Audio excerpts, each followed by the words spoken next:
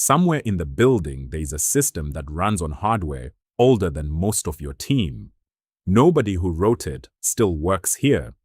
There is no specification, or there is one, and it stopped matching reality about 15 years ago.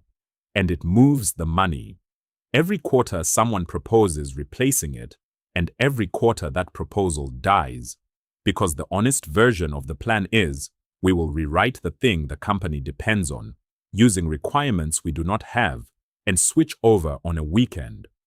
This series is about the other way, not replacing it, strangling it.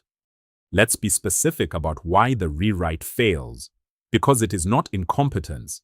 It is that the requirements are in the code, and the code is the only honest spec you have. That 40-year-old system encodes every regulatory change, every acquisition, every weird exception someone agreed to on the phone in 1998. None of that is written down. You find out about it when it stops happening. So the rewrite team builds what the business describes, which is what the business thinks it does. And the gap between those two things is where the outage lives. And because a big bang has one switch, you find the entire gap at once, on the night you have the least ability to reason about it. Here is the reframe that makes the rest of this series work. The mainframe is not your problem. It is old, it is expensive, and it is probably more reliable than anything you have shipped this year. The problem is the coupling to it. 40 things call it directly. They know its record layout. They know it is synchronous. They know its batch window. They have all quietly built around its quirks. So the mainframe cannot change because everything touches it, and nothing else can change because it touches the mainframe. That is not a technology problem you fix by buying a better technology. It is a dependency problem. And dependency problems get solved by putting something in between. So instead of replacing the system, you grow a new one around it.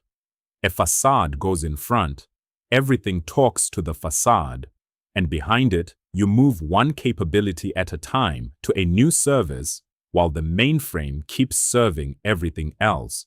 The old system does not get switched off.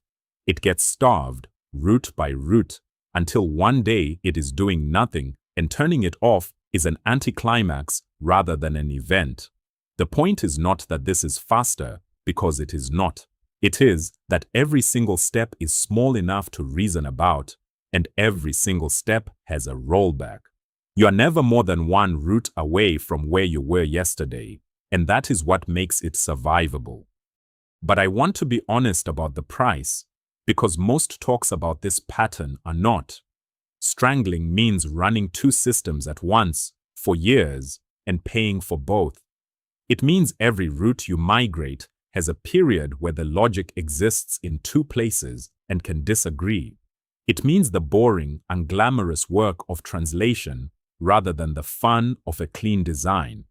And it means someone has to keep caring after the exciting 80% is done, because the last routes are the strange ones nobody understands, which is exactly why they are last.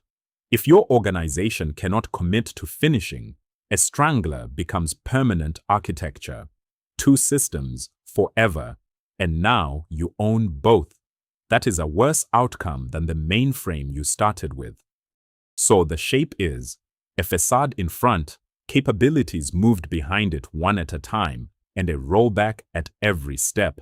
Next episode, we build that facade and get into the part that decides whether this works, how you slice a system that was never designed to be sliced, and how you know when a slice is actually finished. See you there.